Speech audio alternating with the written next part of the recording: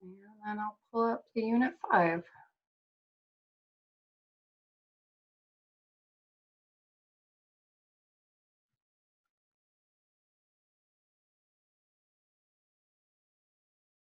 Okay.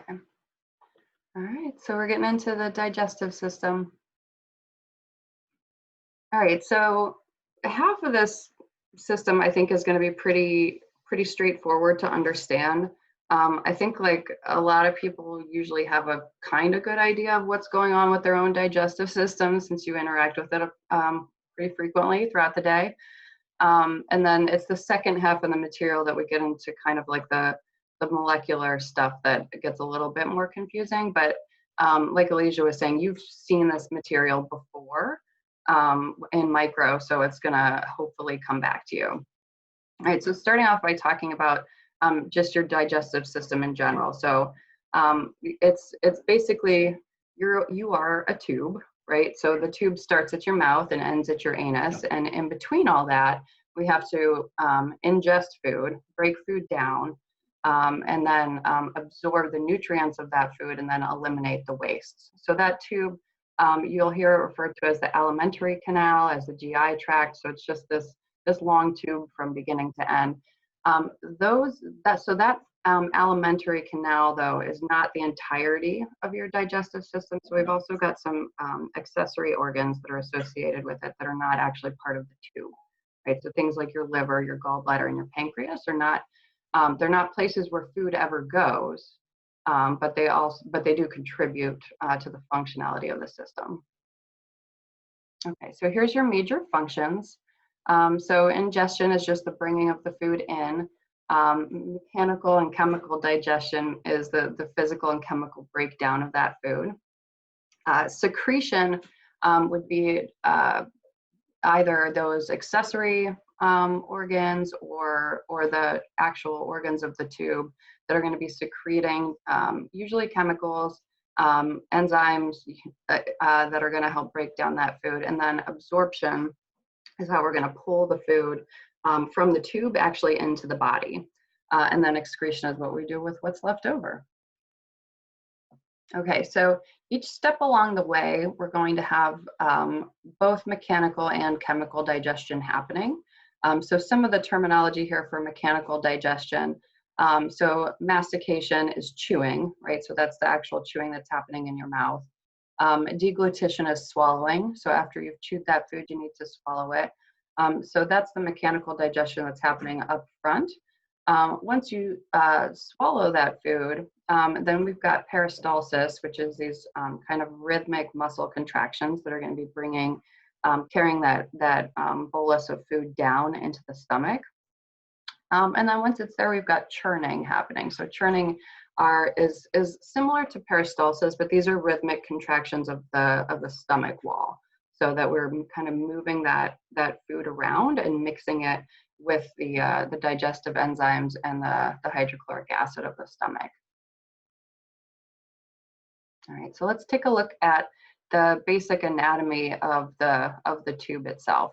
And this is going to be a little bit variable depending on where we are in the alimentary canal, but we're going to have these 4 basic layers of tissue. All right, so from deep to superficial, so starting on the inside. So the tube is hollow, right? Your alimentary canal is this hollow tube. The inside of that's the lumen. The lumen is then lined by mucosa, right? So you can see the mucosa kind of lining the inside of here. So that mucosa is going to be a variable thickness depending on where we are in the alimentary canal. Beneath that mucosal layer, we've got submucosa, right? So that's more connective tissue layer that's kind of underneath the mucosa. And then beneath that, we've got the muscularis. So the muscularis is going to be this kind of like strong, smooth muscle layer that's going to be helping to push food through the tube. And then the serosa. So serosa is the most superficial of the layers.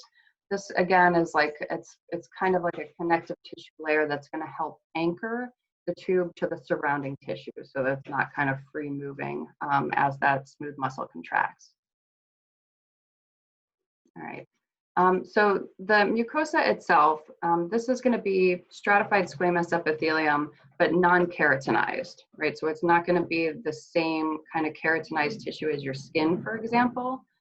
We've got multiple layers of the stratified squamous, and the reason that we have the multiple layers is for protection, right? So we need to protect from all of the kind of the physical abuse that this tube takes, right? You're bringing in food, you're moving it around, you're turning it around.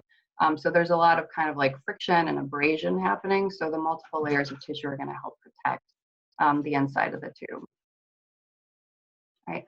As we go a little bit further in to the digestive tract, you're going to find regions of simple columnar epithelium as well. And that simple columnar epithelium you'll find in the stomach and in the intestines, and that's going to be part of the purpose of that is for absorption, and part of it is for secretion, right? So there's goblet cells in the midst of all of that simple columnar that are going to be secreting mucus. Okay. All right. So here's another kind of view of what's going on with the anatomy of the tube itself. So this lamina propria that they're talking about here is part of the mucosal layer, and that's going to be, so it's just beneath the so lumen, then mucosa, then the well, within the mucosa is this lamina propria layer. We're going to find the malt there. Does anyone remember what malt stands for?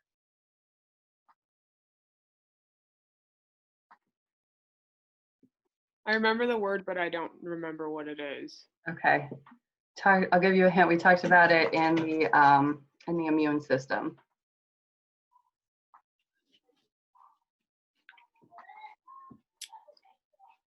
I don't remember. Okay, yeah, that's all right. So that's the mucosa-associated lymphatic tissue. So that's those kind of patches of lymphatic tissue that are there to protect from ingested pathogens, right? Something you eat comes in, you've got these patches of tissue, like Peyer's patches, for example, that are going to be able to phagocytize any pathogens that make it that far down in the tube. Okay. All right, and then underneath that lamina propria, we've got the muscularis mucosa. So this is all the three layers of the mucosa itself. So of that initial mucosal layer, the deepest layer of the tube. So it's a layer of smooth muscle that's going to be helping to push food through the tube, basically.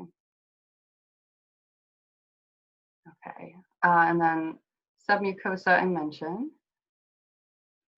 Let's quickly note the innervation here. So if you can remember back to all the way back to AMP1, we've talked a lot about the nervous system.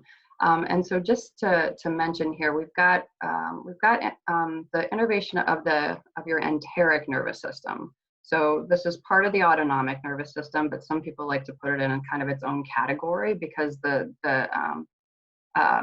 neurology of the digestive system is pretty complex all on its own. But we're going to divide your enteric nervous system into two central kind of categories here. So the myenteric plexus are going to be nerves that are associated with the smooth muscle tissue. So these are the nerves that are associated with movement, right? So if we're moving things through the GI tract, that's going to be involving the myenteric plexus. Submucosal plexus is the one that's going to be controlling the secretions, right? So all along the tube, we need to be continuously secreting things like mucus, enzymes, acids, wherever, and that's going to be controlled by the submucosal plexus, right? And then remember that, well, no, you tell me. So which part of your autonomic nervous system controls digestion?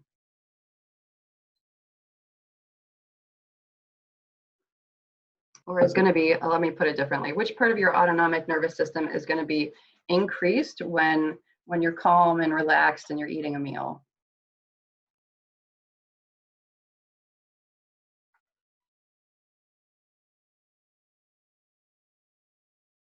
What's the opposite of your fight or flight?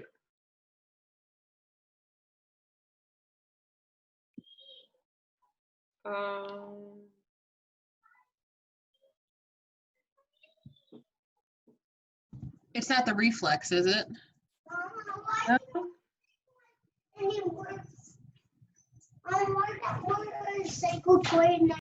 Hear that sweet baby Paige.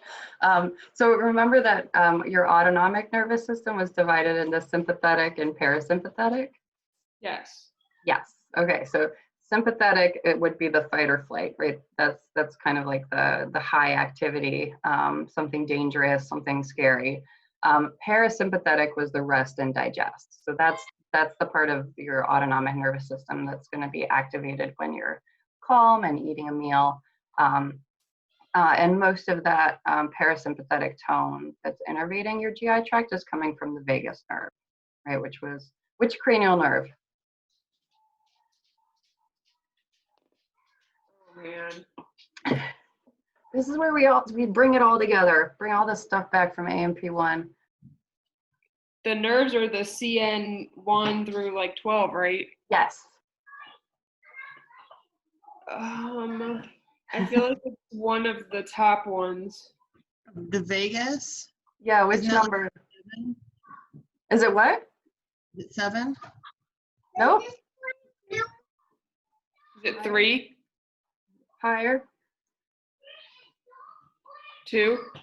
No, no. You mean bigger number? Bigger number. 5? No, it's 10. 10. It's 10. All right, that's all right. It's gonna all start coming back together. Okay. All right, so let's look at kind of the gross anatomy of your abdomen here. So again, we talked about this way back in ANP1, but remember that your peritoneum is one of those large serous membranes that you have inside your body. And remember that serous membranes are double-walled fluid-filled membranes. So every serous membrane, we just talked about one of them last week when we were talking about the respiratory system. We mentioned that your pleura, right, that are covering your lungs are serous membranes. So for every serous membrane, there's going to be a visceral wall that's actually touching the organs itself, and then the parietal wall, which is the more superficial layer. And then in between visceral and parietal is where you've got this kind of fluid that's helping to cushion and kind of reduce friction and protect. So this peritoneum, you've got visceral peritoneum that's actually touching all of these internal organs. And you can see it in this picture here, it's kind of outlined in blue. So see all the different folds of the peritoneum, it kind of goes in and out, and it surrounds each sort of layer of small intestine, of large intestine. You can see it kind of wrapped over the top of the bladder, around the uterus here. So that visceral peritoneum is the one that's actually touching all of those different organs. And then the parietal peritoneum, that's the more superficial layer, right? So that's the one that's kind of all the way wrapped around here on the outside. All right, does that kind of make sense? Can we see the organization of it by looking at this picture? Yes. Good, okay. All right, so here's another way to visualize that.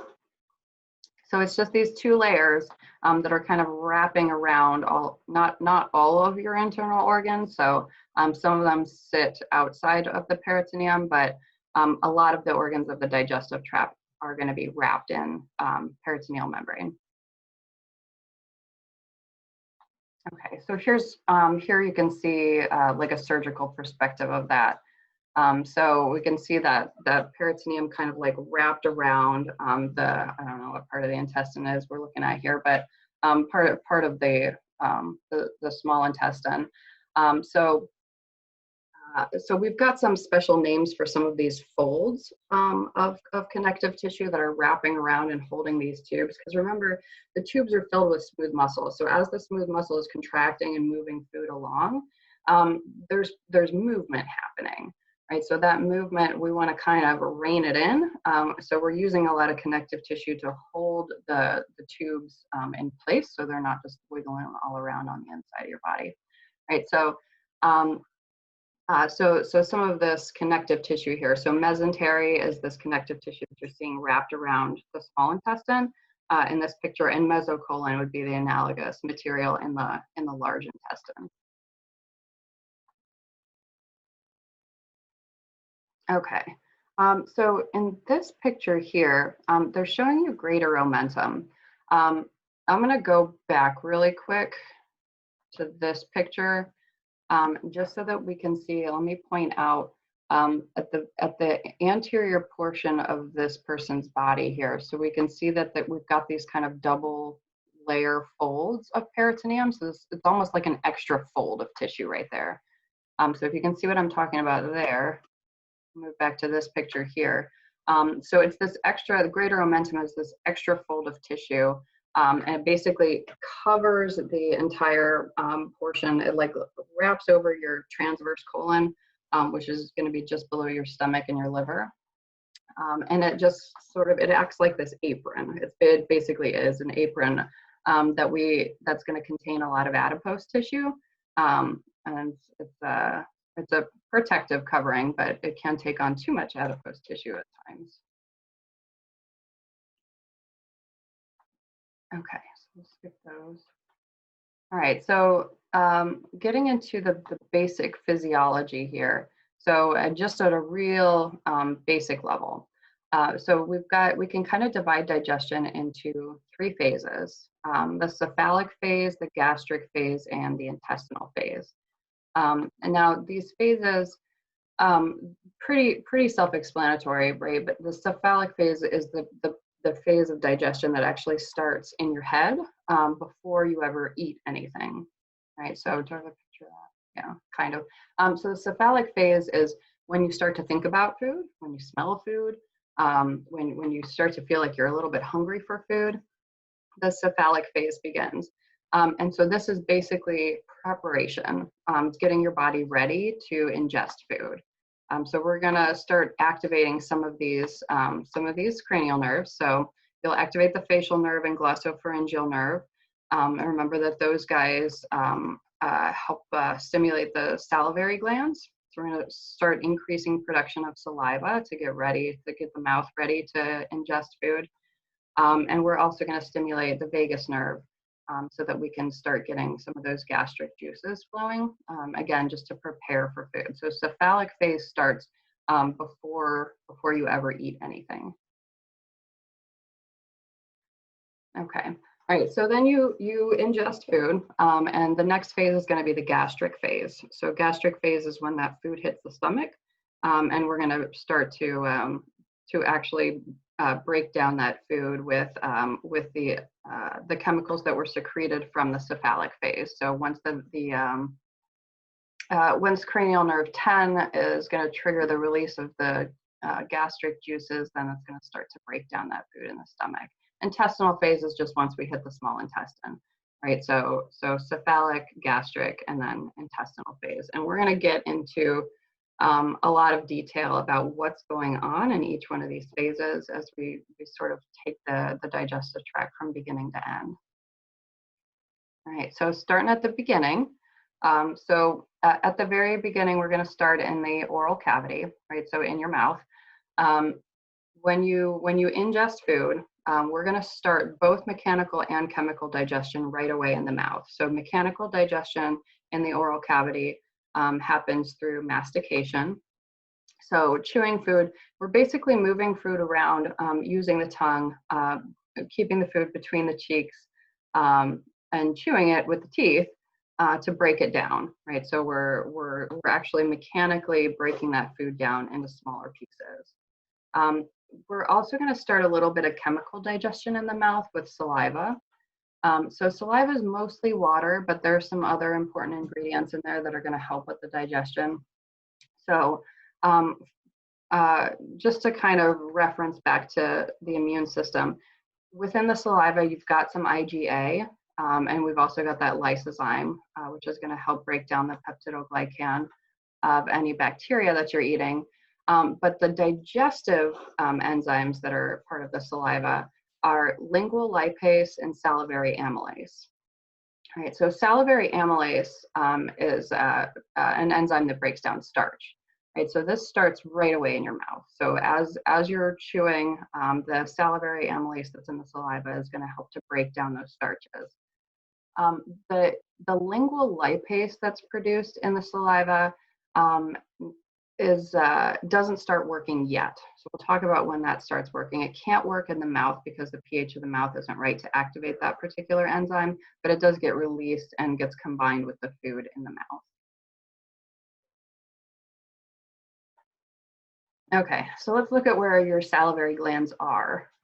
So salivary glands altogether throughout the day are going to create about 1 liter of saliva that you're just constantly sort of swallowing and regenerating and recycling. So the major salivary glands here are the parotid. So your parotid salivary glands are kind of right in front of your ear, right around your temporomandibular joint.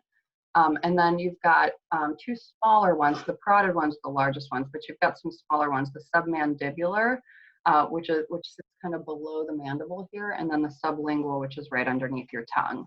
Right, so all 3 of those paired glands are producing saliva. Okay, all right, so accessory organs in the mouth here. So the tongue is going to be incredibly important for mastication, obviously. So the tongue is skeletal muscle, really, really strong, powerful skeletal muscle that's used to push the food around and also to aid in swallowing, right, to aid in the deglutition. The tongue itself, I don't know if you all remember when we talked about it in AMP1, when we talked about your sense of taste, but the tongue itself is covered in all of these lingual papillae, and those lingual papillae are lined by your taste buds. So that's how we're going to be tasting the food. All right, and then you can see in this picture, my thing's covering it. At the back of the mouth is, in this picture here, you can see the uvula. So uvula is that little hangy piece of tissue down there. The job of the uvula is just basically to help, as you swallow, direct food down instead of up. Right, so as you swallow, we don't want that. Remember that the pharynx, the nasopharynx and oropharynx are shared organs between the digestive and the respiratory system.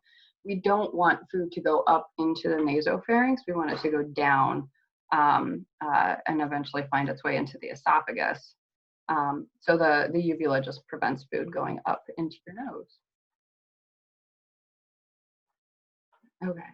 All right, so and more accessory structures here in the mouth. So teeth, right? Humans have 2 sets of dentitions.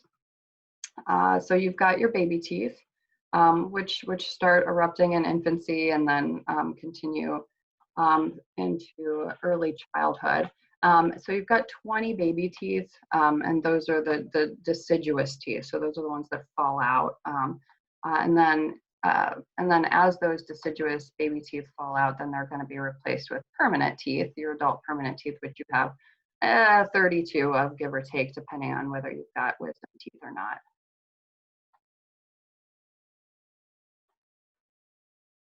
Okay. Am I going too fast? How are we all feeling?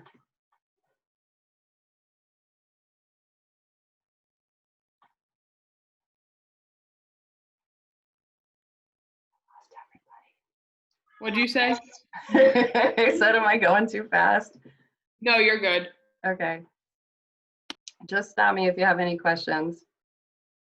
So, all right, so once we've chewed all that food, so we kind of move it around, keep it between the teeth, between the cheeks, then it's time to swallow. All right, so deglutition is the process of swallowing, and it occurs in 3 different stages. So we've got a voluntary phase, a pharyngeal phase, and an esophageal phase of deglutition. So the voluntary phase is what it sounds like. So that's under voluntary control. So that's when you're actively chewing your food and you decide it's time to swallow that food. So you're using voluntary skeletal muscles to help push that food towards the back of the oral cavity, towards the oropharynx. Right, so that's just moving the food towards the back of the mouth, essentially. Then once the food is towards the back of the mouth, then we start the kind of involuntary parts of swallowing. So we enter into the pharyngeal phase. So that's when the food is entering the pharynx. So a couple things have to happen here as the food enters oropharynx. One, the soft palate needs to lift up and back. So remember that the roof of your mouth is lined by bone, right? That's hard palate. But then as we get towards the posterior aspect of the oral cavity, we kind of move into soft palate here. So that soft palate is going to have to move up and back to make room for that food to enter into the pharynx. Right. The other thing that's going to need to happen is the epiglottis has to flap down. Right. So we need to close the glottal opening so that we're not letting food go into the trachea. Right, so that's the pharyngeal phase. And if you think about it, that takes a lot of kind of muscle control. It's all under involuntary control, but there's a lot of things happening to make sure that that food gets moved into the right tubes and not into your lungs at that point. Right, and then the last stage of deglutition is the esophageal phase. And so that's once the food has safely entered into the esophagus, which is the more posterior tube here that sits kind of behind the trachea. And at that point, peristalsis is going to take control. So those rhythmic muscle contractions are going to help to move that bolus of food down towards the stomach. Okay. All right, so here, moving into the esophagus. So in this cadaver photo here, we can see the esophagus is this super long tube that's starts all the way up here in the neck, goes all the way down. It's going to completely go through your thoracic cavity. Then it's got to pierce through the diaphragm. There's a little hole in your diaphragm called the esophageal hiatus. And that's going to allow the esophagus to pass through the diaphragm. And then eventually, just after we go through that esophageal hiatus, it enters into the stomach. Okay.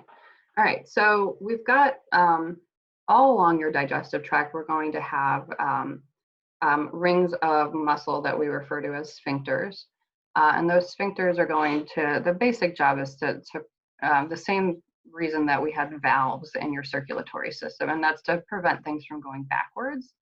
But also in the digestive system, they're to stop things from going forward too soon, right? So to kind of keep control over where the kind of the rate of movement through the GI tract. So the esophagus itself has two sphincters, one at the top and one at the bottom. So the upper esophageal sphincter is at the top, the lower esophageal is at the bottom. That lower esophageal sphincter, it's got like 3 different names. So you're going to hear it referred to as lower esophageal sphincter. You might hear it referred to as cardioesophageal sphincter, and also just as a cardiac sphincter.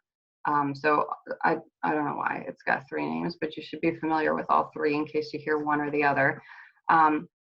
And the reason that we see the root cardio in there is just because of the proximity to the heart. So this has nothing to do with your heart, except that it's close in location.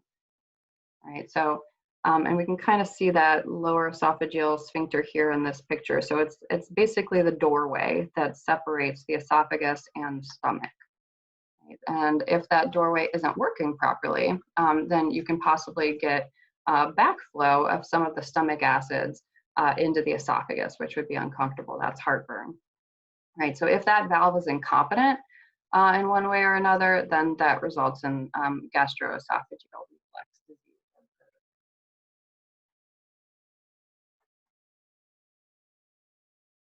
Okay. So moving into the stomach. So after we pass through that lower esophageal sphincter, we're going to go into the stomach itself. Basic parts of the stomach here. So the cardia of the stomach is this part up top here that's kind of located near, anatomically near the heart.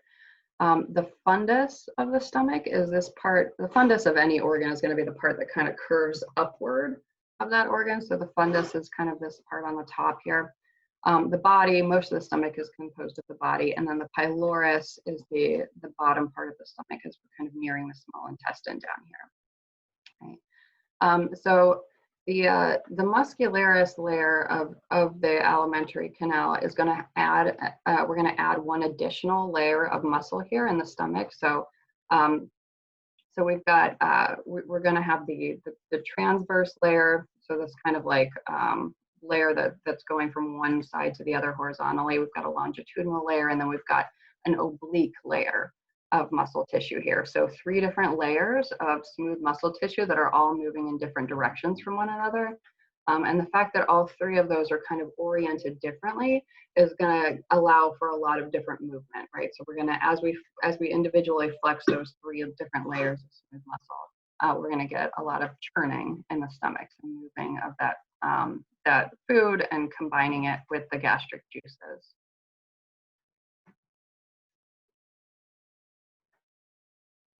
Okay, all right, so let's kind of zoom in on the stomach a little bit here and see what the surface of the mucosa looks like here. So the stomach is going to be, actually, let me step back. So here in this picture, before we go forward, let me just mention all of these folds here that you're seeing on the surface. These are rugae. So these are stomach folds. And they basically allow the stomach, it's kind of like these folds of tissue that are going to allow the stomach to expand, right? So it's giving it a little bit of room for expansion when you ingest a meal. But lining all of that, so lining the rugae, if we kind of zoom in, we can see that we've got, this out of the way. I don't know if it's in your way or if it's only in my way. So lining the rugae, we can see these gastric pits. Right, so these gastric pits are kind of like these indentations that are going to be lined with different epithelial cells that are going to have different jobs here.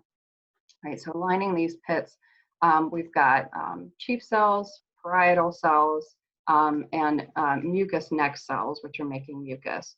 Right, so each one of these cells is going to be important for the creation of gastric juices that are going to help us really begin or continue to break down that food that we ingested. Right, so mucus neck cells making mucus,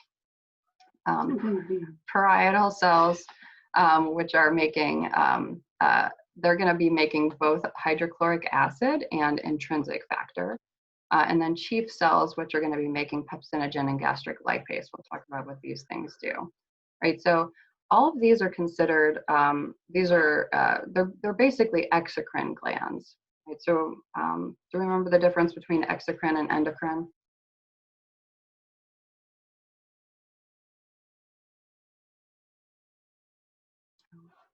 Okay, that's okay. Outward and crine means in. Good. Yeah, basically. So the endocrine, any endocrine organ is going to be creating hormones that enter into the bloodstream. Exocrine glands create substances that go through ducts directly to wherever their final location is. So they don't enter circulation. Right. So all of this is considered exocrine tissue because we're secreting these substances, whether it's mucus, acid, enzymes, we're secreting it directly into the stomach itself. It's not going through the bloodstream. That would be bad. Okay.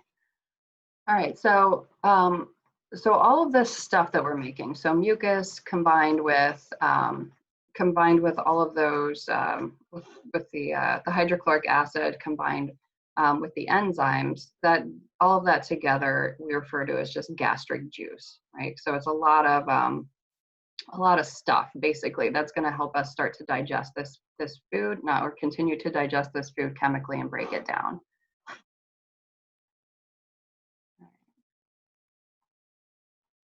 Okay, so some of these substances that I just mentioned here. So the pepsinogen that's going to be created by some of these exocrine cells in your stomach. So pepsinogen is proteolytic, so that means it's going to help break down proteins, right?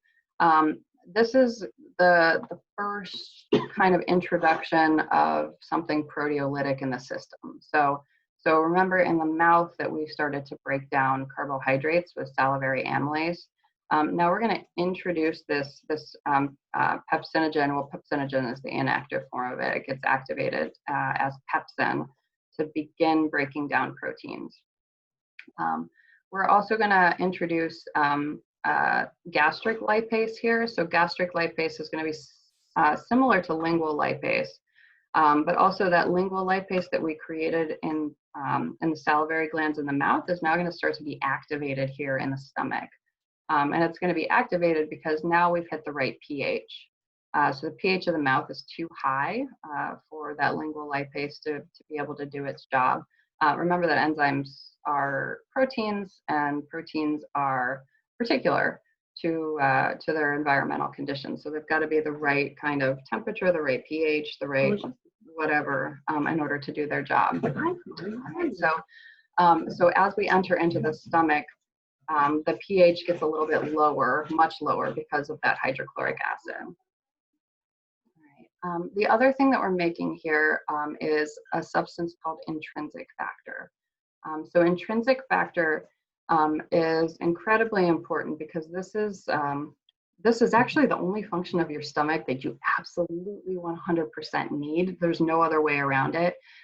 So you could take out your stomach and you can find other ways to kind of break down that food. The one thing you can't replace is intrinsic factor, because this is the only way your body can absorb vitamin B12, right? So we need vitamin B12 for production of red blood cells. And if you don't have intrinsic factor, you simply cannot absorb it from your food. So would you have to get like an injection of it, or do you just die? I think now that they've got artificial ways that they can administer that, but it's still very difficult to absorb. B12 is one of these weird vitamins that's just so difficult to absorb anyway, and that intrinsic factor is going to help it. Yeah, they can give it to you exogenously. Okay. Okay. All right. So what's going on in the stomach here? So all of these kind of smooth muscle contractions that are happening, combining the food that you ate with all of those gastric juices. So that combination now we're going to refer to as chyme, right? So chyme is this combination of the food plus the gastric juices and the acid, all of that wrapped together. All right. So as far as what we're digesting here, I'm going to have you guys kind of think about digestion in terms of the major macromolecules that we talked about in ANP1. So remember that there's these 4 basic macromolecules. So you've got carbohydrates, lipids, proteins, and nucleic acids. So those are the things your body is made of. They're also the things that you eat, right? So we have to basically break down those really large macromolecules into their individual monomers in order to absorb those monomers and get them into the bloodstream. Okay, so if we're thinking about how we're breaking this down, carbohydrates started digestion first, right? So that kind of carbohydrate digestion began in the mouth with the salivary amylase, at least the chemical digestion of it began in the mouth. So carbohydrates are the fastest ones to digest. We can start breaking those down immediately in the mouth. They're not going to spend a whole lot of time in the stomach because they get broken down so easily, right? So they don't hang out in the stomach for too long. The other ones here do, all right? So protein digestion, we're going to start in the stomach with pepsin, and we're going to finish up in the small intestine. So the proteins are going to stay in the stomach a little bit longer than carbs, but not as long as lipids. Lipids stay in there a much longer time because it just takes longer to break down lipids. So that combination for lipid digestion, we're using that combination of lingual lipase and gastric lipase to hydrolyze triglycerides, means just break apart the triglycerides. So they're gonna stick around the longest just because they're the most difficult to digest. This is also one of those reasons that they say, if you just eat a meal of carbs, you're gonna get hungrier faster, and that's because the carbs just move through your digestive system a lot more rapidly. Okay. All right, so looking at the stomach from this angle here. So remember up here at the top of the stomach, the doorway between the esophagus and the stomach is your lower esophageal sphincter, or cardiac sphincter. We've got another doorway that's going to be kind of the stomach exit and that's the pyloric sphincter. So pyloric sphincter is the doorway between the stomach and the first part of the small intestine, which is the duodenum. So when we've kind of finished everything that we can do in the stomach, so we've mixed all of that food with all of the gastric juices, the acids, the enzymes, we've broken this down into chyme, then the food is going to be ready to enter into the small intestine. But the entry is going to be triggered by essentially by the pH. So when the pH of the chyme gets low enough, so when we hit about a pH of 2 or 3, so really ridiculously acidic, that's going to trigger the pyloric sphincter to open so that we can move some of this chyme into the small intestine. Okay, so here's where some more of these accessory organs are going to come into place. So over here, I'm going to move my thing out of the way. Over here, we can see the stomach has been removed from this picture. So the stomach would be kind of sitting sort of in front of the pancreas here and covering a little bit of the left lobe of the liver. And the stomach's been removed so that we can see these accessory glands and how they're going to contribute to digestion in the small intestine. So as that food moves through the pyloric sphincter, it's going to enter into the duodenum. And again, the duodenum is this first part of the small intestine. Also entering into the duodenum is going to be a lot of these a lot of other digestive juices that are now going to be coming from the pancreas and the liver. Right, so remember, these are accessory organs. The food never enters pancreas or liver, but pancreas and liver contribute to the digestion of food by supplying different enzymes, different digestive products here. Right, so looking at the pancreas, we talked about the pancreas obviously in the endocrine system because this is a dual function gland. It's endocrine in that it produces insulin, glucagon that are going to go into the bloodstream and help you control your blood sugar levels. But it's also an exocrine gland, and it's exocrine because you're contributing these pancreatic juices directly through a duct into the small intestine. So the hepatopancreatic ampulla is this opening, essentially this opening. I can't even see where my cursor is, so you probably can't either. Is this opening here that's going to be basically an entryway for the exocrine products of the pancreas and also products of the liver to enter into the small intestine. Right, so one of the important things that the pancreas is going to be contributing here is sodium bicarbonate. And that sodium bicarbonate is an alkaline substance that we're bringing in here because now we need to, we've spent so much effort making the chyme really acidic to make sure that we're really breaking down all of the food that you ate.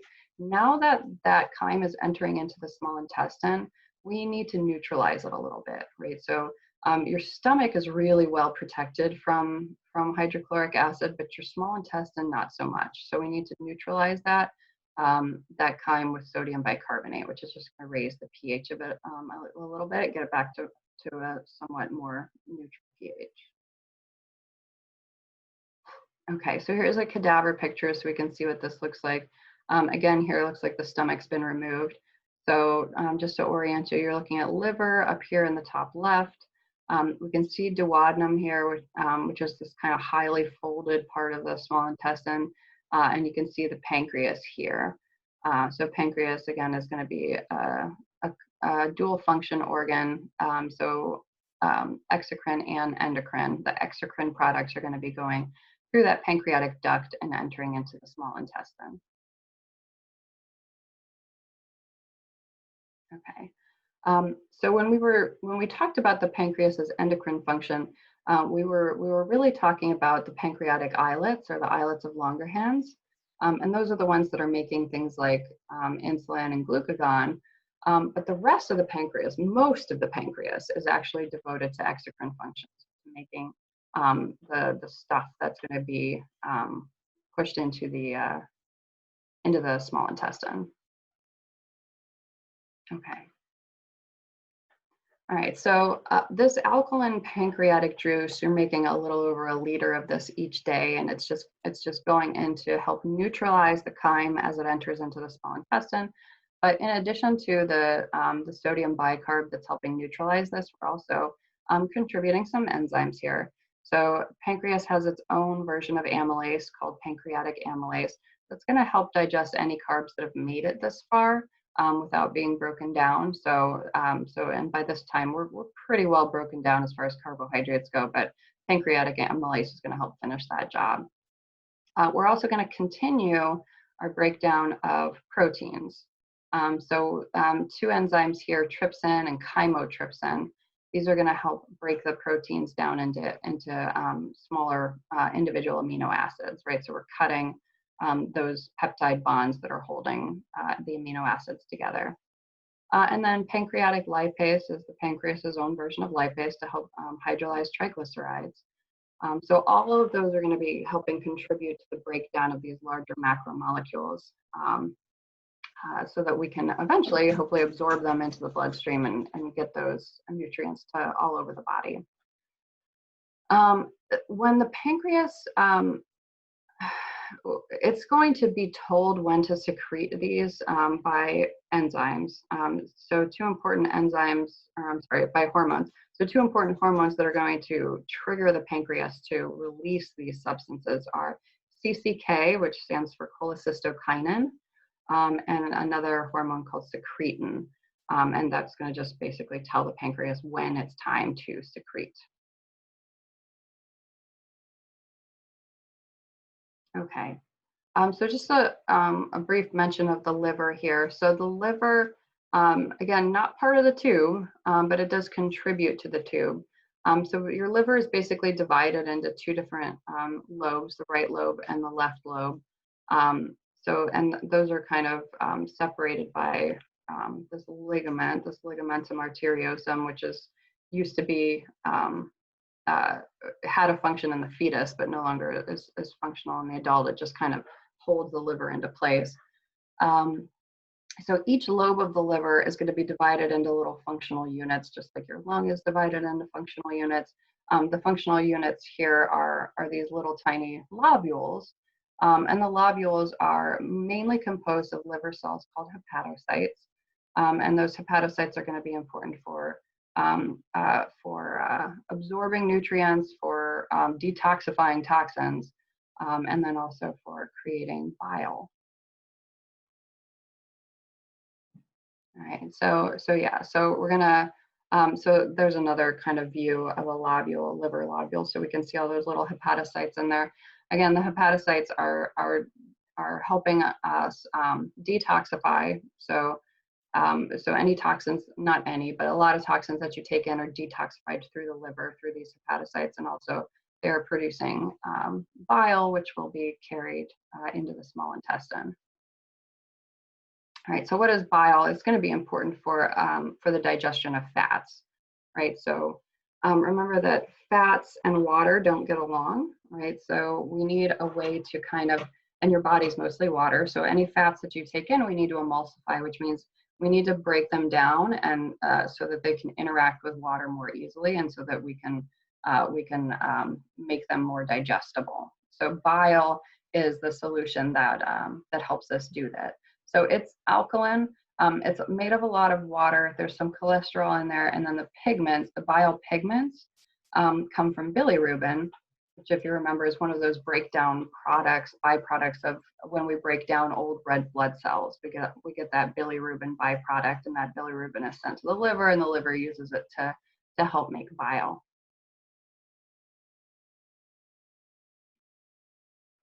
Okay. All right, so that bile, as it's created, is going to be secreted into a tube called, into various hepatic ducts. So we've got, if we look at the liver here, we've got the right hepatic duct and the left hepatic duct. So these are just kind of bringing all the bile that's produced from either the right lobe or the left lobe of the liver. The right hepatic duct and the left hepatic duct are going to merge. When they merge, they become the common hepatic duct.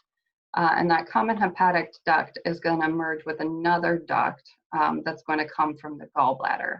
So it's a good time to introduce the gallbladder right now. So he's this little sac that sort of sits underneath the right lobe of the liver. And the gallbladder's whole job is just to store extra bile. So as the liver makes bile, the gallbladder is going to store any excess bile. And so the gallbladder has its own little duct called the cystic duct. And that cystic duct is going to merge with the common hepatic duct. And when those two merge, they become the common bile duct. And that common bile duct is going to go all the way down and then enter into the small intestine at the hepatopancreatic ampulla, also where the pancreatic duct enters the small intestine. All right, so here's that pathway again. So left and right hepatic duct are collecting bile from all of the different lobules of the liver. Those join to form the common hepatic duct. The common hepatic duct is going to join with the cystic duct that comes from the gallbladder to form the common bile duct. And that's going to then merge with the pancreatic duct, and both of those are then going to enter into the duodenum. All right, so if we have extra bile that's being created by the liver and we don't need it all right now, it will back up into the gallbladder, and that's where it's going to be stored. So we store it, we concentrate it in the gallbladder so that we can use it later when necessary. Usually when you're eating like a really high fat meal or something is when you need to access all that extra bile that was in the gallbladder.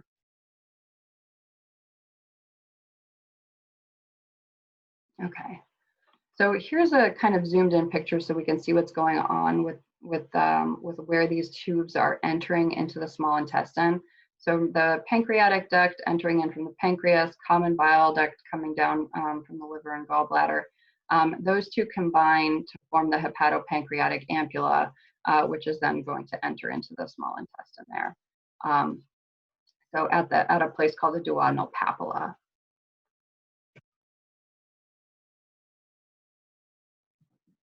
Okay, so again, this hormone cholecystokinin, which helps trigger the release of exocrine products from the pancreas, is also going to help trigger the release of bile from the gallbladder.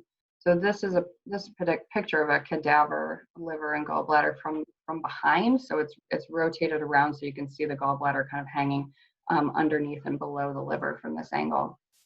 So cholecystokinin or CCK is going to trigger the gallbladder to release some of this extra bile to make its way into the small intestine. A lot of times the gallbladder, because it's not creating bile on its own, it's basically just storage of extra bile, and it can mess up, right? So it's possible to have, as the gallbladder takes all this bile and stores it, it concentrates it. And the concentration of that bile can lead to the production of stones, just these little calcified stones that can cause extreme pain if they get lodged in some of these ducts here. So if the gallbladder is messing up, we can remove it, and that's a cholecystectomy.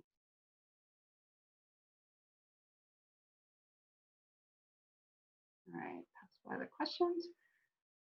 All right, so let's kind of look at the small intestine as a whole here. So we've been focusing a lot on the duodenum here because that's where the products of the liver and the pancreas are introduced to the tube. But the duodenum is just about the first 10 inches of your small intestine. So overall, your small intestine is over 20 feet long, right? And it's just super highly coiled up. Now it's called the small intestine, not because it's short, but because it's narrow. So the diameter of the small intestine is smaller than the diameter of the large intestine.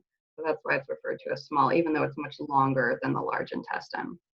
All right, so the duodenum is the first about 10 inches or so. The next 8 feet, the middle portion of the small intestine is called the jejunum. And then the last 12 feet or so is referred to as the ileum. So that's the final part of the small intestine. And so all of these different parts of the small intestine have their own jobs. But the main thing when someone says small intestine, you should think absorption, right? So this is where most of the absorption of the nutrients happens. All right. So mechanical digestion is happening in the small intestine as well. So it's not just the chemical digestion that's coming from all of those pancreatic and juices that were coming out of the pancreas. The mechanical digestion here happens in two different ways. So we're going to continue to have peristalsis. And so remember, peristalsis was kind of the rhythmic muscle contractions that are moving things through. And so those rhythmic muscle contractions are helping to mix fluids together and mechanically digest. But we've also got another process here called segmentation. And segmentation is basically, it's kind of like a more localized version of peristalsis, where we're separating, we're basically creating tiny pockets within the small intestine. And then within each one of those tiny segments, those tiny pockets, we can mix the food all together in that tiny pocket, and then we move it down to the next part of the small intestine through peristalsis. So you can kind of visualize that in this drawing here, where we can see we're creating segments, and we're just creating these with the smooth muscle in the wall of the small intestine. And those individual segments act as like little mixing bowls where we're going to mix all this stuff together again before it eventually gets pushed through. Now, the length of the small intestine is lined by structures called villi. So villi are these kind of large-ish, I won't say large, but large enough to be seen with the naked eye, finger-like projections that are lining the inside of the small intestine. They look like this. Now, I don't want you to confuse villi with microvilli. So the villi here is, so this thing here is a villus. I don't know if you can see my cursor. This thing here is a villus, so it's this large finger-like projection. The villus itself is lined with these simple columnar epithelial cells here. Those simple columnar epithelial cells themselves have microvilli. So the microvilli are now these microscopic little projections on the surface of the epithelial cells that line the villus, right? So, and the whole point of all of this, microvilli and villi themselves, is to increase surface area, right? So we don't just have a smooth tube, but we have a tube that's lined with all of these kind of weaving in and out projections, and that's going to create extra surface area. And surface area is going to be incredibly important for absorption, right? So this is how we're going to be absorbing nutrients. So we can see as these epithelial cells absorb nutrients from the lumen of the small intestine, they're going to be entering into some vessels here. So each villus is going to have its own little tiny capillary bed. So we've got an arteriole here, a capillary bed, and a venule. And also notice that we've got a lymphatic duct here as well. So remember that the lymphatic ducts that are associated with the villi of the small intestine are called lacteals. So here is where nutrients get absorbed. So all of the stuff that we've been breaking down, so we broke down proteins, we broke down lipids, we broke down carbs, we also broke down nucleic acids into their individual monomers. Those are being absorbed across these epithelial cells. Most of those substances are going to be entering into the circulatory system here. So they're going to enter in through the capillary bed. And then we'll talk about where that goes later. Not all of it, though, is going to enter in directly into the capillary bed. Some of these substances are going to go into the lacteals. So remember that fats that you absorb don't directly go into the bloodstream. They go into the lymphatic system first. So the fats are going to be absorbed into the lacteals. The lacteals will then carry those fats up where they're going to enter into the circulation at the subclavian veins. Okay, so all of this kind of anatomy of the small intestine, again, is to increase surface area. So in addition to the villi and the microvilli, we've got this plicae circulare, which are just circular folds. So it's extra folding that's happening on the inside of the small intestine, again, just so that we're increasing surface area. And more surface area means more absorption. Okay. So the small intestine itself is also going to be making some of its own intestinal juices. The purpose of the intestinal juices here is just to finish up the digestive process. So most of our stuff is pretty well broken down by the time we're in the small intestine, but we do have to finish some of it. So we have to finish kind of the breakdown of, especially of the proteins and the fats. because those are the ones that take the longest to break down. All right, but again, the main job here is absorption. So that's bringing now the breakdown products of these foods, so hopefully little monomers, tiny little molecules that are going to be able to be absorbed across the intestinal wall and into either the bloodstream or into the lacteals, depending on what we're talking about here. So proteins, which means the breakdown, the amino acids, the nucleotides that we broke down from the nucleic acids, and simple sugars are going to be all of that absorbed directly into the capillaries. But the triglycerides, those are going to get absorbed into the lacteals.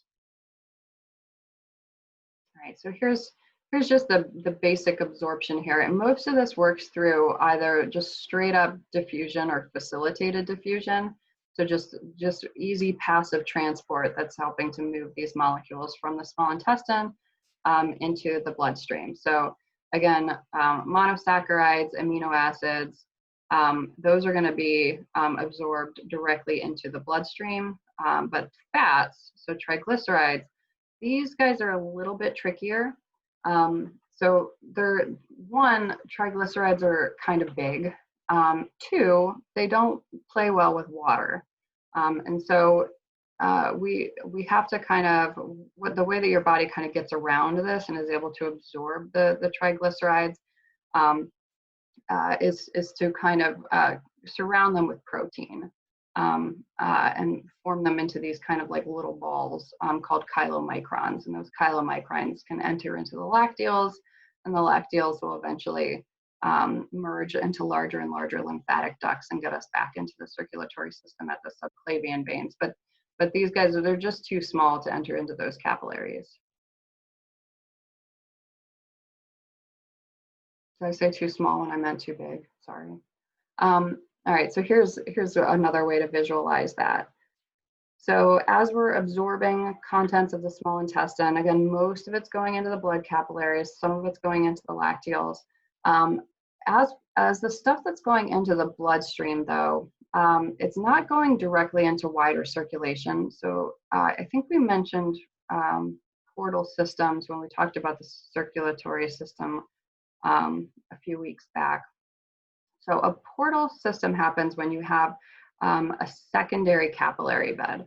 So remember that your circulatory system is set up so that you've got, large arteries, smaller arteries, arterioles, capillaries, venules, veins, back to the heart, right? So it's a circle with just one capillary bed in the middle. A portal system is when you have a secondary capillary bed. And so that's what's happening here in your digestive tract is you have the capillary beds that are associated with the small intestine. So in each one of these villi, you've got a little capillary bed. We're going to be, these capillary beds are delivering oxygen to the small intestinal tissue, but they're also going to be picking up the nutrients. As we pick up those nutrients, they're going to make a stop before they find their way back to the heart. So before we go back to the heart, we go through a second capillary bed, and that's our hepatic portal system, where all of these nutrients that you just absorbed into the bloodstream, basically they're stopping at the liver so that the liver can kind of pick and choose what is going to be entering into circulation, wider circulation. Right, so that's your hepatic portal system, which you can kind of see illustrated here. So as these high, now deoxygenated but nutrient-rich blood is leaving these small intestine capillaries, we're going to be moving toward the liver. Now the blood here again is still deoxygenated, so this is not how your liver gets blood, but it is where all of those nutrients are going to be taken. Okay. All right, so as far as absorption here, again, most of this is just either simple diffusion or facilitated diffusion. That's going to be bringing this stuff across the small intestinal wall and into either the bloodstream or into the lacteals. And nucleic acid absorption is similar. So most of this is happening in the duodenum and jejunum. It's rare that nucleic acids are going to make it all the way down into the ileum. But we're basically breaking those nucleic acids down into individual nucleotides. And then those nucleotides can be recycled and built up into you.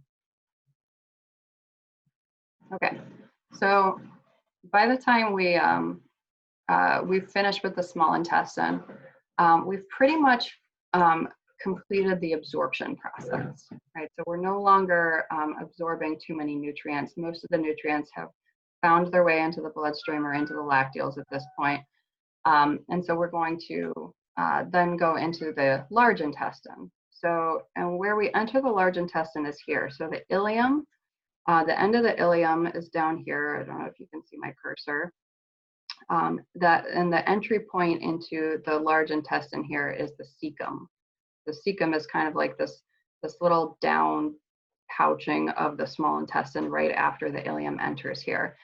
There's a valve here. So the valve, the doorway that's kind of between the ileum and the cecum is called the ileocecal sphincter, or the ileocecal valve. That's going to allow whatever is left over at this point to pass from the ileum into the cecum. And again, the cecum is just the first part of that, first part of the colon.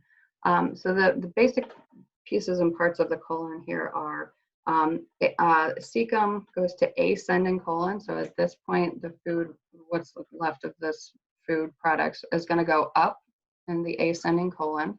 Then we're going to twist at this hepatic flexure. So it's going to bend. We're going to go into the transverse colon. Then we twist again at the splenic flexure. And these are just named because they're close to these other organs. Then we're going to go down to descending colon.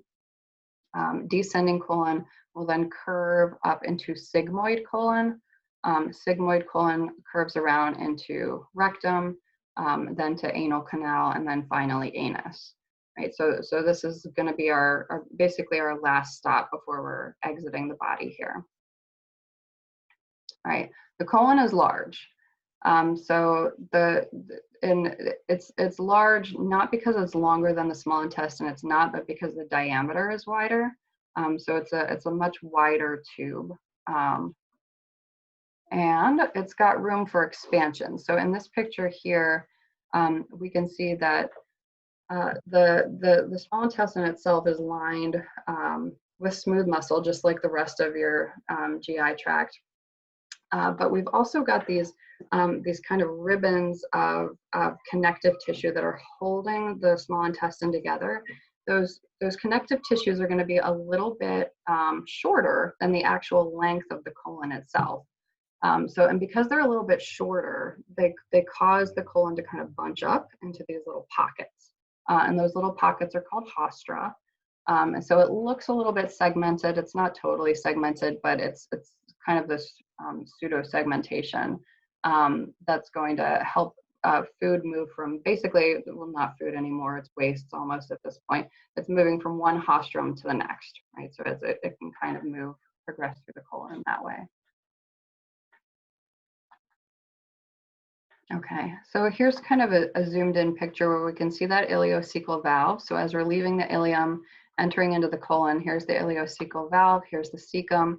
And then this little guy hanging off the bottom of the cecum is your appendix. So the appendix is just this little bit of tissue that kind of hangs off the bottom of the cecum. There's discussion about whether the appendix is really good for anything. There are arguments that it's just completely vestigial, which means it's not useful anymore. That it's just kind of like an evolutionary hangover from something that used to be important. But there are some arguments that the appendix is going to be a place where you store some of your good bacteria, so the good guys of your microbiome, and kind of like hang out there. And if you ever deplete your good microbiome, then they can reestablish from that little place in the appendix. Okay. All right. So most of the job of your of your large intestine is going to be absorption, but now we're not absorbing nutrients from the food so much as we're just absorbing water.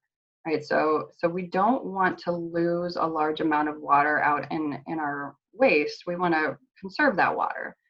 So most of that water is going to be reabsorbed by the large intestine, and instead of passing out into the feces. Okay, So what the feces basically are is any kind of leftover undigestible stuff that we ate.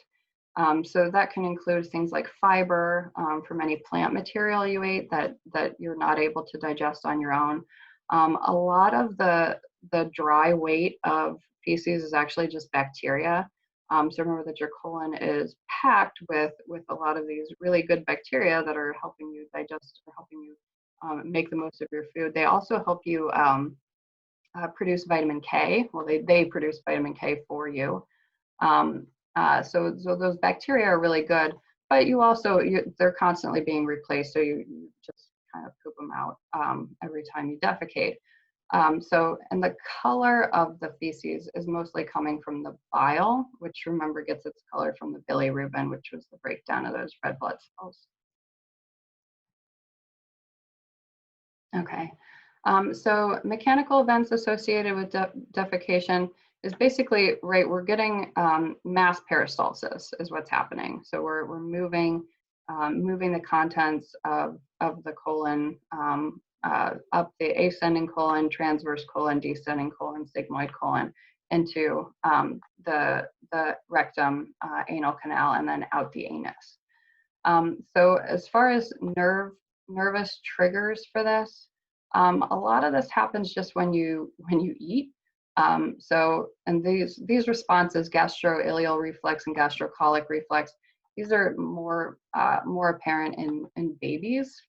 So when you feed a baby, when you feed a kid, they seem to have to go to the bathroom right away, and that's because this is basically your making room reflex, where you're triggering mass peristalsis so that you can make room for the new food that you're eating.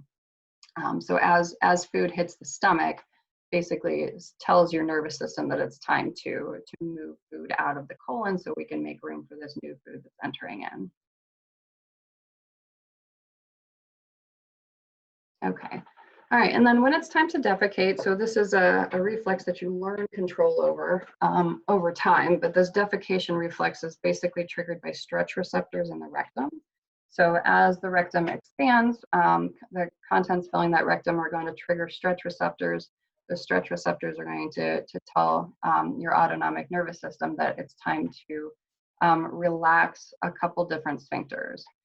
So your autonomic nervous system is in control over your internal anal sphincter. So that one is not under your control, right? So because that's autonomic, you don't have control over the internal anal sphincter. However, when you feel that one, then you can choose to release the external anal sphincter. That external anal sphincter is the one that you develop conscious control over by the time you're about 2 or 3 years of age. So you can decide when to defecate. Okay. All right, so those are the major pieces and parts of the digestive system. How are we feeling so far?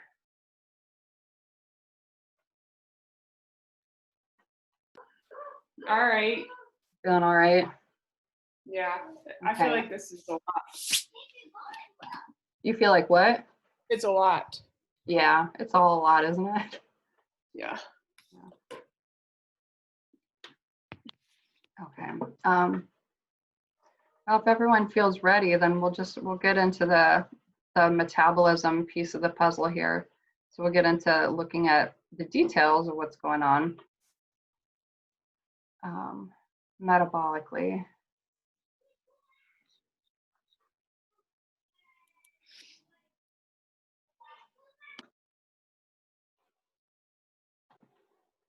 Okay. So just to kind of review some basic concepts of metabolism here.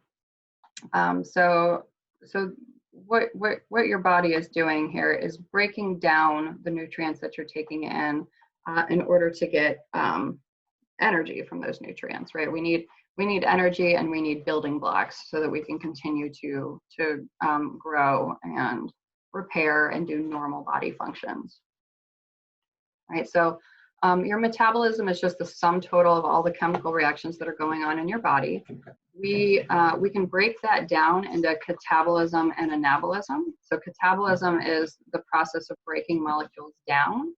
Anabolism is the process of building molecules up, so creating larger ones from smaller ones. Catabolic reactions are exergonic, meaning that they release energy. So as we're breaking something down, if we're taking this thing and we're breaking it, we're going to release energy. Anabolic reactions usually take energy, so it takes more energy to build, it releases energy to destroy. Okay, so as far as the major kind of nutrients that your body needs, so this is, it's everything your body needs, and this is going to be everything from the major kind of macronutrients like proteins and lipids and carbs to things like vitamins, minerals, and water as well. So that's all the stuff that you need to do normal growth and repair. Okay, so the main piece of the energy puzzle here is going to be ATP. So ATP, recall, is adenosine triphosphate.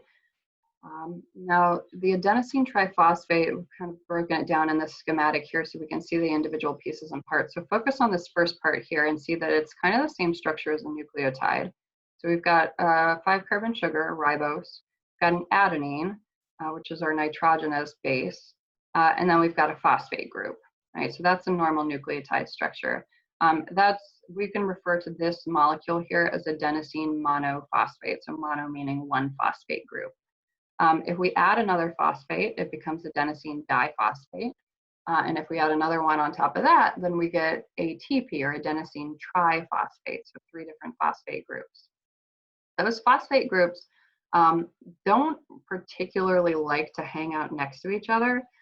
So that means that the bonds holding them together have a lot of energy in them. So that's what makes ATP an energy storage molecule, is because those phosphate bonds pack a punch, right? There's a lot of energy into keeping those phosphates together. And if we want to release that energy, then we just need to break those phosphate bonds, right? We snap that last phosphate off, ATP becomes ADP, which is a lower energy state molecule. Right, so here's our cycle. And this is basically what's happening in all of your cells constantly. Is the ATP is your energy molecule. As we need to use that energy, we're going to snap that last phosphate group off so that we end up with now ADP and an inorganic phosphate. And that's in a lower energy state, right? So we've released some energy, we've released some heat by breaking that phosphate group off. Now you need to rebuild it, right? So, and this is the whole point of eating food and breathing in oxygen, is to rebuild back into ATP. Right, so that process is cellular respiration, right? So that's the process of that, if we're being fancy, we can refer to as oxidative phosphorylation. So adding a phosphate to an ADP with the input of oxygen. Okay. So as far as digestion goes, we're going to kind of keep it simple and just talk about the digestion of glucose. So remember that glucose is the major molecule here that that your body can easily use for energy. So every single cell in your body is able to break down glucose and get ATP from that glucose. So hopefully this is kind of reminding you of the cellular respiration process of that chemical reaction that we've probably talked about a million times, where we take a glucose, combine it with some oxygen, and that's going to yield carbon dioxide, water, and ATP. So glucose, again, this is just the easiest one of these to break down.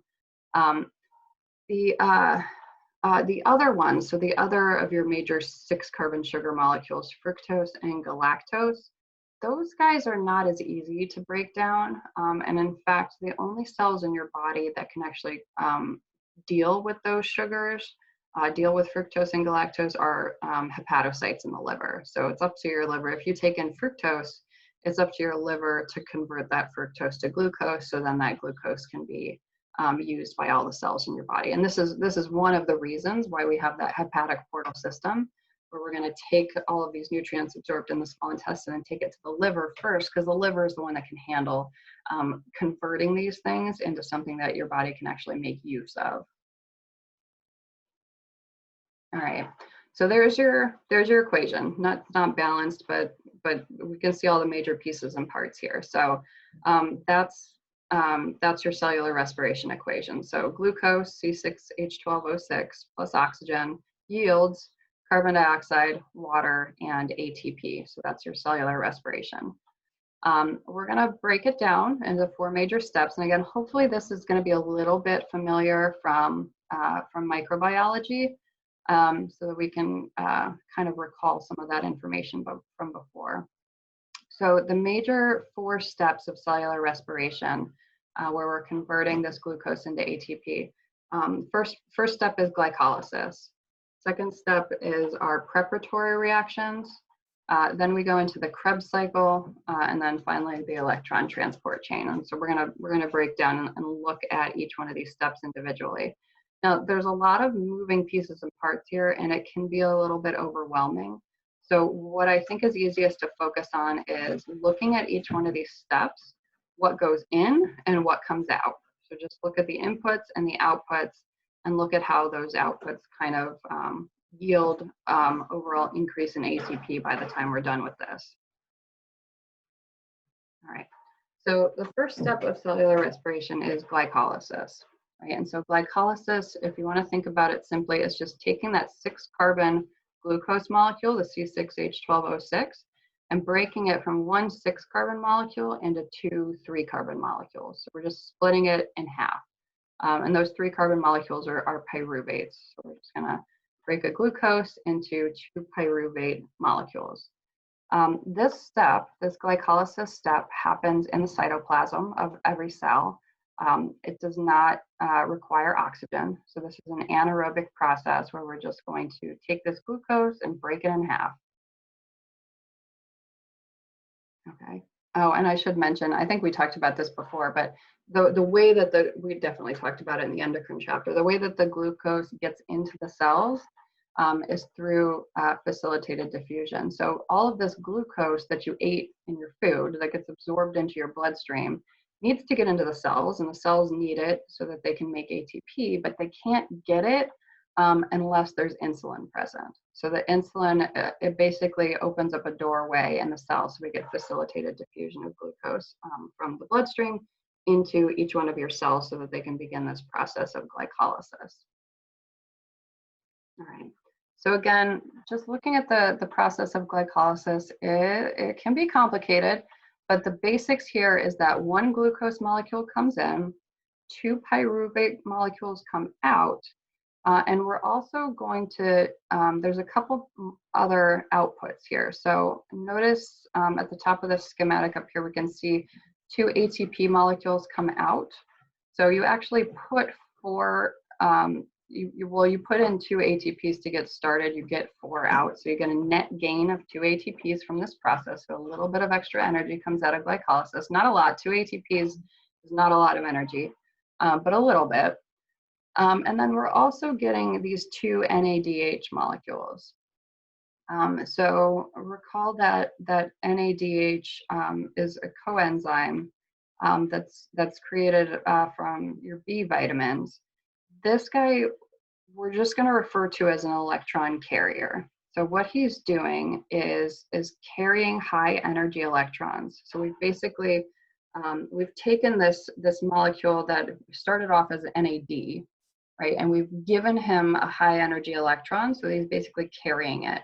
I like to think of these electron carriers as basically being, it's basically like a shopping cart, right? So we've loaded up this shopping cart with a little bit of energy in the form of high energy electrons, right? So that's what we're getting out of glycolysis. We get 2 pyruvic acids, get a little bit of ATP, and a couple shopping carts full of high energy electrons, right? So those are the products, the end points of glycolysis.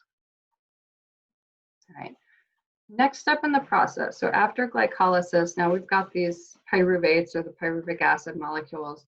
The next step is sometimes referred to as the preparatory reactions, or just the straight up formation of acetyl coenzyme A. So we're basically taking those pyruvates and we're going to convert them into acetyl coenzyme A or acetyl-CoA. this only happens if we have oxygen, right? So this is the entire reason that your body needs oxygen. It's the entire reason we talked about the respiratory system last week. The entire reason you bring oxygen into your body is so that we can progress from the pyruvic acid to the formation of acetyl-CoA. So these are your preparatory reactions. If you have oxygen, you go forward into these prep reactions. If you don't have oxygen, then you can't, and you're going to go into a fermentation process where you create lactic acid and you put yourself into oxygen debt. Right. Now, the formation of acetyl-CoA from pyruvic acid also is going to give us a couple more of those loaded up shopping carts, so a little bit more of that NADH, and we're also going to, at this point, create some CO2 as a byproduct of this reaction. All right, the CO2 is waste. That'll diffuse out of the cell and eventually be exhaled from the lungs. Okay. All right. So if we've got all of this oxygen now, so if we have plenty of oxygen present and we can move from the acetyl-CoA step and enter into the Krebs cycle or the citric acid cycle. All right. So this is our third major step in the process here, where we're now going to take that acetyl-CoA, and that acetyl-CoA is going to, we're going to be inside the mitochondria in the matrix. So the mitochondrial matrix is it's basically the mitochondria's version of the cytoplasm. So this is what's going on the inside of the mitochondria. So the acetyl-CoA finds its way into the mitochondrial matrix, and that's where it's going to enter into the Krebs cycle, right? Now, Krebs cycle is a cyclic metabolic cycle. So it's just going to be a cycle that keeps turning around and around. Again, we're not going to get into the details too extremely. Just look at the outputs, look at the inputs, and look at the outputs. So what's going in is the acetyl-CoA that we made from the preparatory reactions. What's coming out is a little bit of ATP. So we're getting another couple ATP molecules here. We're getting a little bit more CO2, right? So a little bit of extra waste product that's going to diffuse out of the cell. But now we're getting a lot more of these shopping carts. So we're getting 6 molecules of NADH and 2 of FADH2, right? So these are more of these shopping carts that are loaded with high energy electrons, right? So at this point in the process, after glycolysis, the preparatory reactions, and the Krebs cycle, we've produced about 4 ATP in total at this point, which is not a lot. But what we've done is load up a lot of these shopping carts, right? So we've got the NADH from glycolysis, we've got the NADH from the preparatory reactions, we've got a whole bunch of NADH and FADH2 from the Krebs cycle. So it's those shopping carts that are going to enter, those shopping carts full of high energy electrons that are going to enter into the last step of the process, which is the electron transport chain. Have I lost anybody yet? Or did I lose you a long time ago? I'm trying to keep up. Okay. Okay. Again, this picture here makes it look super complicated, and it is, but just focus on the inputs and the outputs. What's going in, what's going out. Acetyl-CoA goes into the Krebs cycle. What comes out are shopping carts full of high energy electrons, 6 NADH, 2 FADH2, a little bit of carbon dioxide, which we will eventually exhale, and a little bit of ATP. Not much, just a little bit. All of those shopping carts then are going to progress to the last step of the process here, which is the electron transport chain, right? So in the electron transport chain is how we are going to get the energy from those shopping carts full of high energy electrons. Right, so we created these shopping carts, we filled them up with high energy electrons. Now we need to get the energy out of that and use that energy that was in those molecules to help create ATP from ADP. Right, so the electron transport chain, this is basically happening in the inner membrane folds of the mitochondria, also known as cristae. So these inner membrane folds are creating, is where we're going to see this reaction happening. So I don't know if you guys can see in this picture here.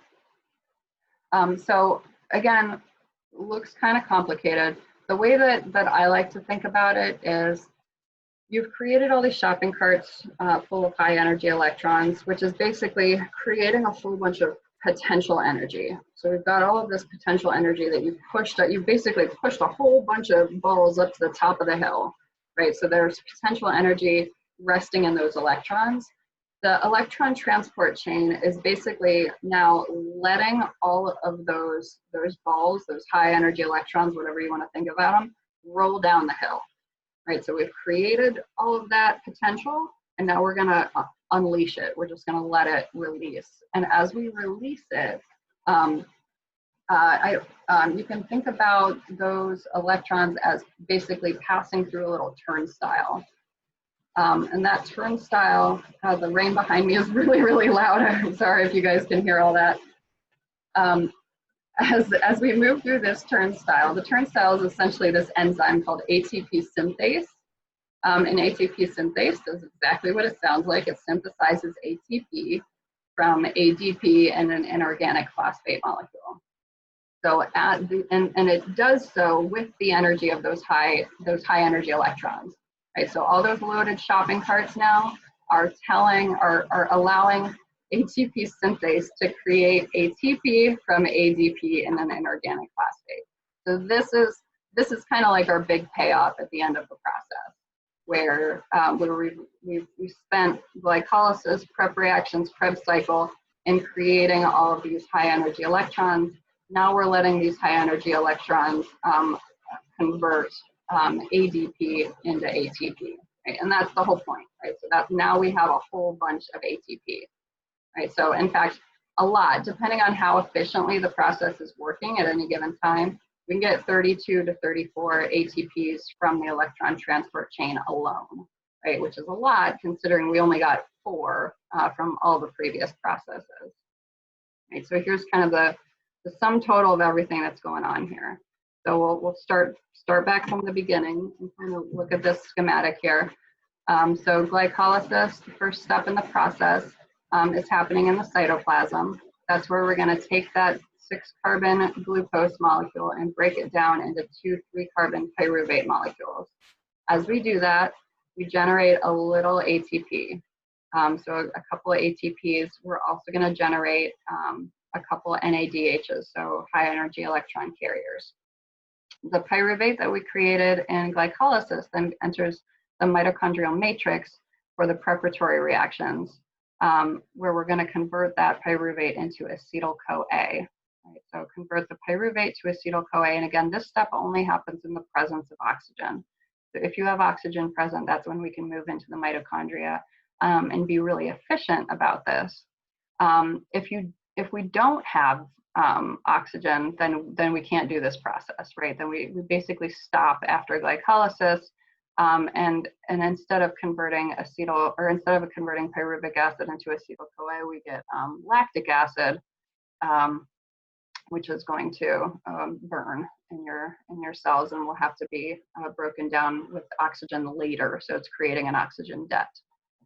All right, so those preparatory reactions then yield the acetyl-CoA, which is going to enter into the Krebs cycle. So as the Krebs cycle churns, we're going to get a little bit of carbon dioxide, a little bit of ATP, and a whole bunch more of those high energy electron carriers, much more of those shopping carts. We're going to take all of these high energy electron carriers to the electron transport chain. They're going to basically let all of those electrons release. All that energy is going to be released, and that's going to help ATP synthase, power that enzyme ATP synthase to create ATP from ADP. Okay, I'll pause there to make sure that that made sense. Do the basics of it make sense? Even if you don't have it all memorized yet? Yes. Okay, that's all we need. We just need the basics.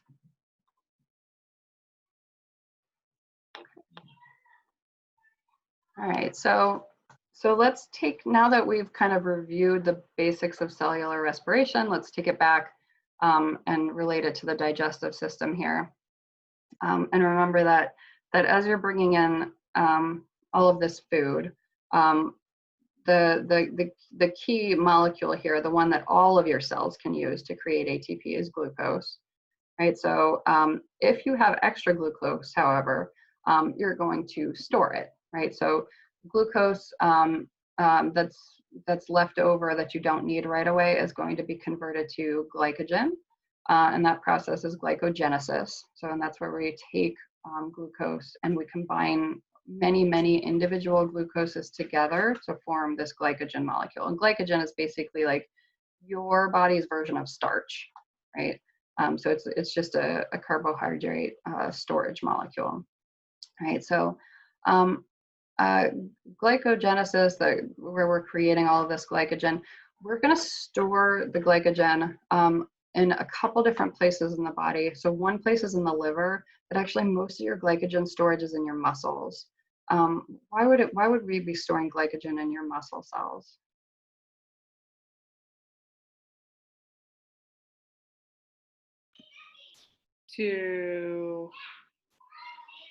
For them to use it as energy. Mm-hmm.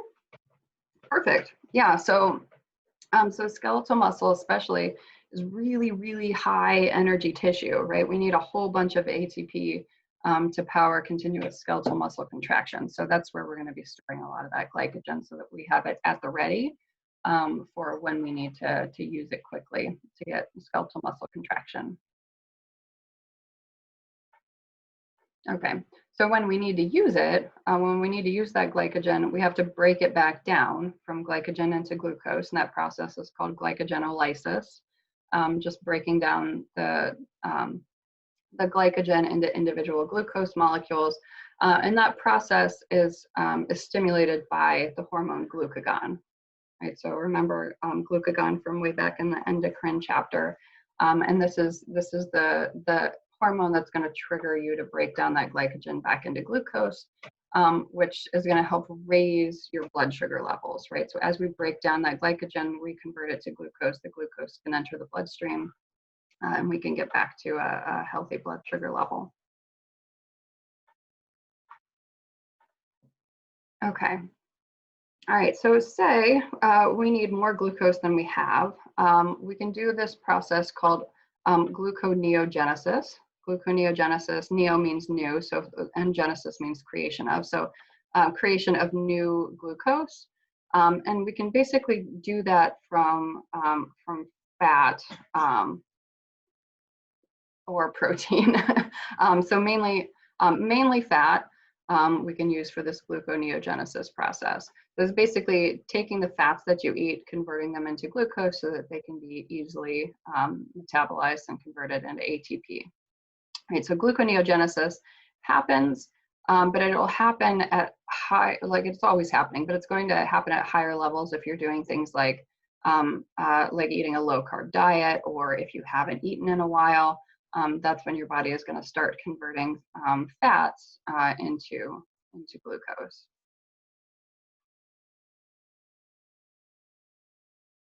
Okay, all right. So let's get into let's talk about the fats here real quick. So obviously you've got lipids in a lot of different forms in your body. We talked a lot about different forms of lipids when we talked about the endocrine chapter and how your steroid hormones are basically made from cholesterol, which is a type of lipid. You've got these fat-soluble vitamins, A, D, E, and K are your fat-soluble vitamins. But then triglycerides, these are the lipids that we want to focus on for energy. So the triglycerides are your really high energy molecules of fat that you eat. Okay.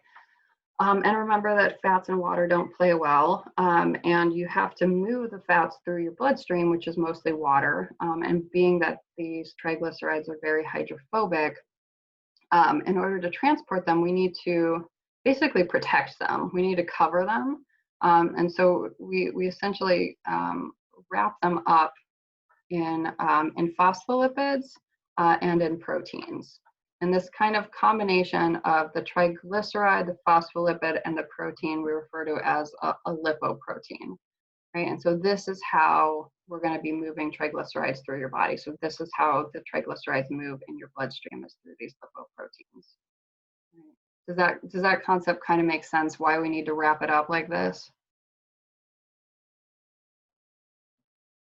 Yes. Okay, thank you. I know I've been talking for a long time here. Okay, so we can look at these lipoproteins and kind of categorize them into two major categories here. So low density lipoproteins and high density lipoproteins, depending on where they're going and what they're doing. Most of the cholesterol in your bloodstream at any given time, most of it that's delivered to cells, so and what do your cells need cholesterol for again?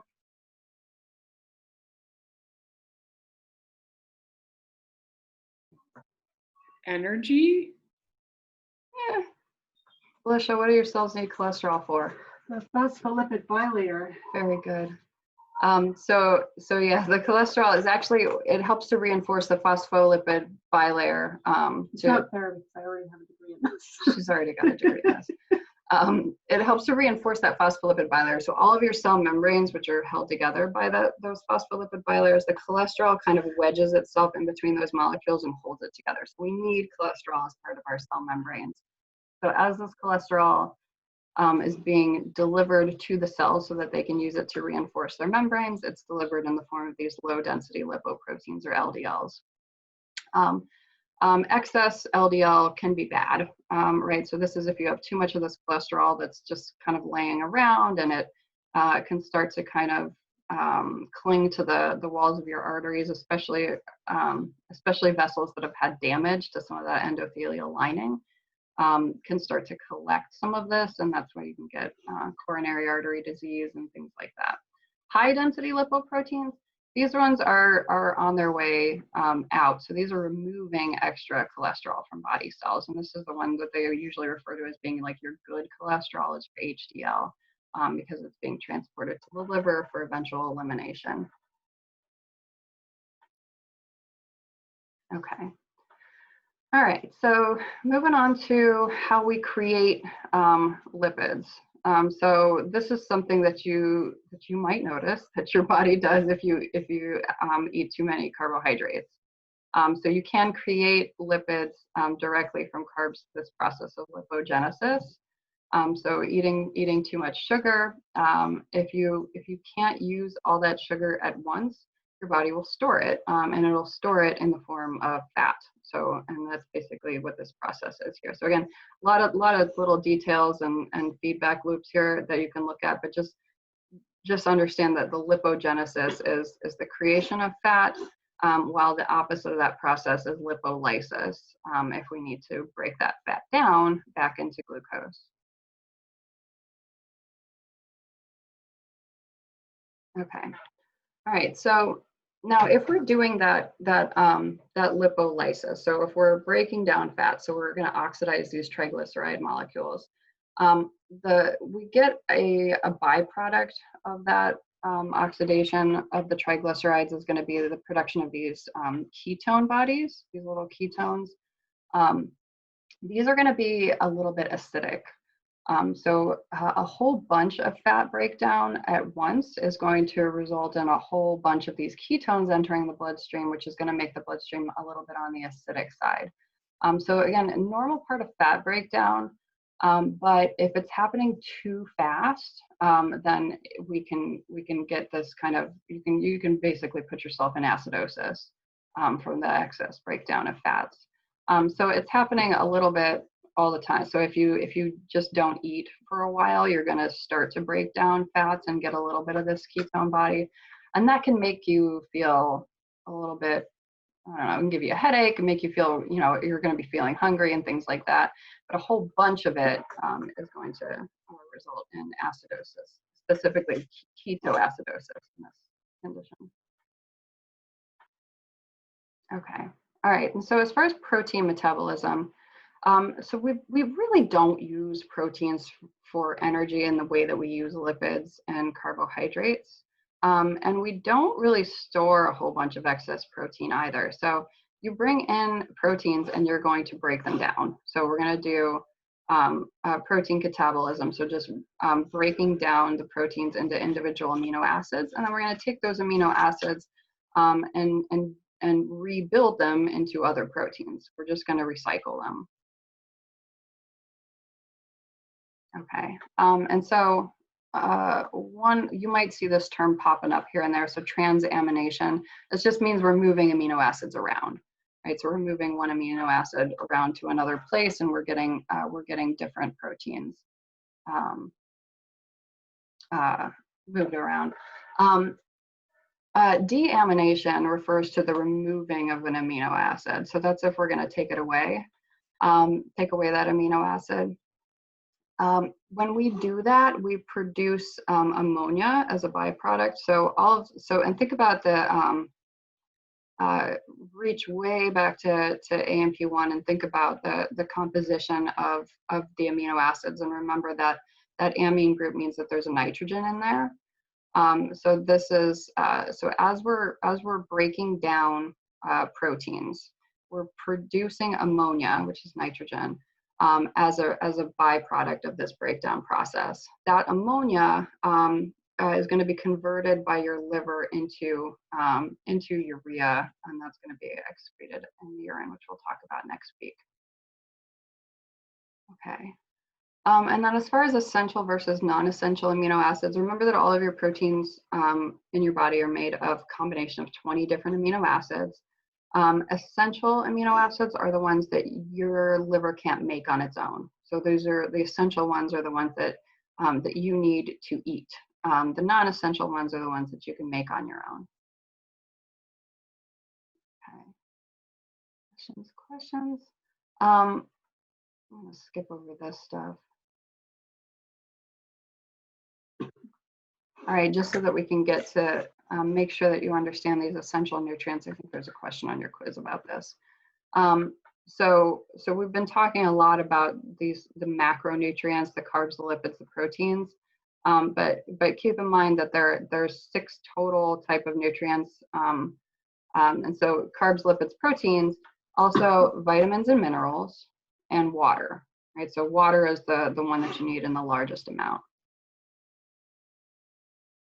Okay, all right, and then just a little bit of information about nutrition here. I'll let you guys read through this on your own. I think we're getting towards the end of the time here. Make sure you kind of read through these different vitamins and what you need to prevent different deficiencies. Yeah, and I think we'll end it there. Questions about all of that?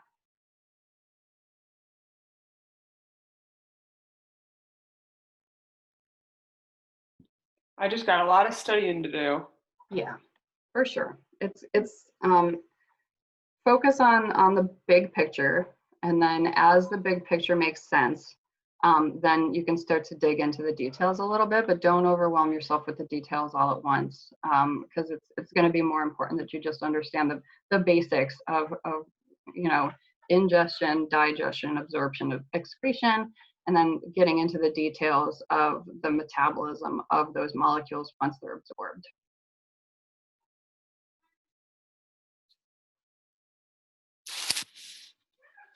All right, any questions? I don't have any. Okay.